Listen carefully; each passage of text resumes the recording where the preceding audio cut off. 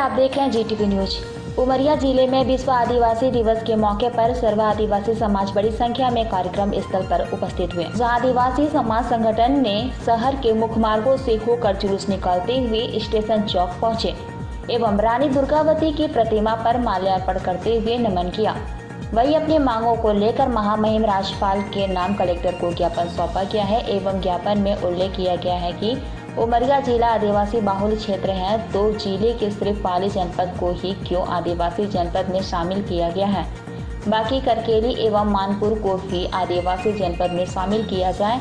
इसके अलावा 8 सूत्री मांगों में सर्व आदिवासी समाज ने जिले को 5वीं अनुसूची में शामिल करने के साथ आदिवासी वनाधिकार पट्टे के लंबित प्रकरणों का त्वरित निराकरण और विश्व आदिवासी दिवस के दिन शासकीय अवकाश घोषित करने की मांग की गई है।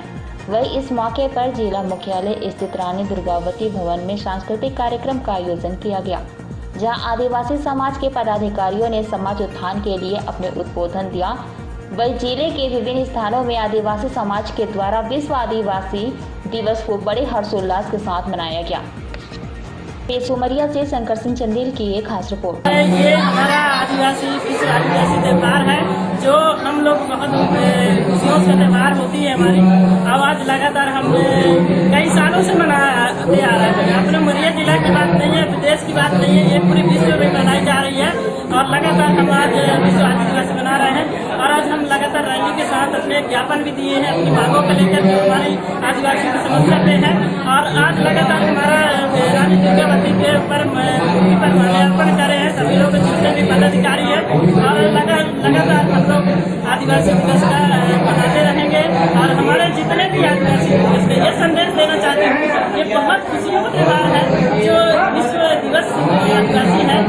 आदिवासी दिवस मनाया और हर साल आदिवासी आदिवासियों की पहचान देकर वापस वेशभूषा उनकी संस्कृति को जानने कुछ घरों के पहचान हमारे बीच में होंगे। हम सभी से आदिवासी दिवस मनाया जाएगा। आज त्योहार है हमारा, इस त्योहार को हर्षोल्लास के साथ मनाने के लिए सभी ग्रामीण जन उमरिया जिला में रहने वाले समस्त आदिवासी समुदाय जो अपने अस्मिता गौरव को बचाने के लिए आया हुआ है, उसको इस उल्लास को मनाने के लिए, इस खुशी के पर्व को मनाने के लिए यहाँ निकला है। इसके माध्यम से हमने ज्ञापन में ये 6 सूत्री मांगों को लेके कलेक्टर महोदय को, राज्यपाल महोदय को कलेक्टर के माध्यम से ज्ञापन सौंपा है, जिसमें मुख्य मांगे ये है कि उमरिया जिले में आदिवासी बाहुल जनसंख्या होने के बावजूद, लगभग 80% आदिवासी होने के बावजूद भी यहाँ की सीटें, विधानसभा सीटें आरक्षित होने के बावजूद भी ये 5वीं अनुसूची क्यों नहीं है?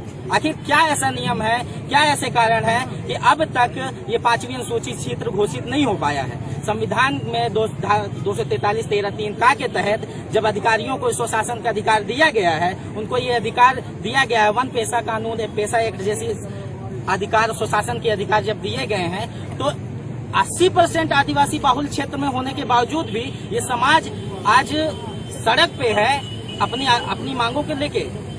तो मैं मांग करना चाहता हूँ राज्यपाल महोदय से, क्योंकि संविधान में उन्हें आदिवासियों के सर्वे सर्वा माना गया है, राष्ट्रपति और राज्यपाल को। चूंकि ये राज्य का माध्यम है, राज्य का विषय है, इसलिए राज्यपाल महोदय से, कलेक्टर के माध्यम से मैं ये कहना चाहता हूँ कि जल्द ही इसे संज्ञान में लें, चूंकि इनका ऐच्छिक अवकाश में उतरती है। ये हम आदिवासियों का घोर अपमान है। इससे ये सिद्ध भी होता है कि वर्तमान की जो सत्तासीन सरकारें हैं, ये आदिवासियों का भला नहीं चाहती।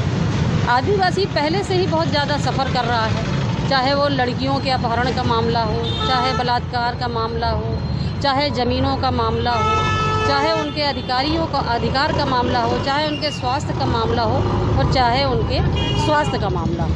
ये सारी चीज़ों से आदिवासी तो पहले से 2-4 हो रहा है, उसके ऊपर ये हमारी 9 तारीख का हमारा अपमान करने का सरकार का क्या औचित्य था?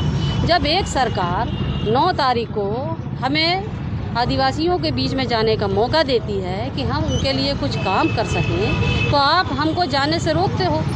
क्योंकि हमारे आधे से ज़्यादा जो भाई बहन हैं, वो कोई 4th क्लास है, कोई 3rd क्लास है श्रेणी में जो काम कर रहे हैं, या कोई ये A1 क्लास है। तो ये लोग आदिवासी समाज के बीच में अधिकारी कर्मचारी ना जाने पाएँ, ये उसके तहत ये एक गहरी साजिश है। इसलिए आज पूरे मध्य प्रदेश में मध्य प्रदेश सरकार का विरोध भी हो रहा है और जगह जगह कार्यक्रम भी हो रहा है और हम अपने ज्ञापन के माध्यम से, अपने भाषण के माध्यम से सरकार तक अपनी बात पहुंचाने का प्रयास भी करेंगे। अगर सरकार, हम लोग ये देख रहे हैं कि ज़्यादातर शिकार आदिवासी ही हो रहे हैं, हम देख कर रहे हैं, हम तो 30 साल से देख रहे हैं और सरकारों के कान में जू नहीं रहती है। तो सरकार इस भ्रम में ना रहे कि आदिवासी, आज का आदिवासी समझदार नहीं है। आदिवासी समझता तो सब है पर वो अपने आप को लाचार महसूस करता है, क्योंकि नहीं तो अभी उनके ऊपर ढेरों केस लगा दिए जाएंगे, उनको जेल में डाल दिया जाएगा, उनको किसी भी कहो देशद्रोह के मामले में फंसा दें। तो ये जो सरकार की रीति और नीति चल रही है, ये आदिवासी समाज बर्दाश्त नहीं करेगा और हम अपने अधिकारों के लिए जब तक हैं तब तक लड़ते रहेंगे। 1995 में पूरे विश्व में आदिवासी दिवस मनाने की घोषणा की गई संयुक्त राष्ट्र संघ ने, लेकिन आज तक ये देश के अंदर लोकसभा न राज्यसभा कहीं भी पारित नहीं हो पाया, जबकि उस समय हमारे देश के प्रधानमंत्री अटल बिहारी वाजपेयी जी वहां उपस्थित थे, लेकिन आज तक यहाँ के आदिवासियों के विचार भी नहीं रखा और न उनके मांगों पर ध्यान रखे। और आज धीरे धीरे से हमारा पूरा आदिवासी समाज जो है पूरे विश्व, पूरे देश में, पूरे राज्य में आदिवासी दिवस मनाया जा रहा है और हम चाहते हैं कि हम दिनों दिन पूरी संख्या में पूरे आदिवासी एकजुट होकर के हम अपनी मांगों को पूरा करें।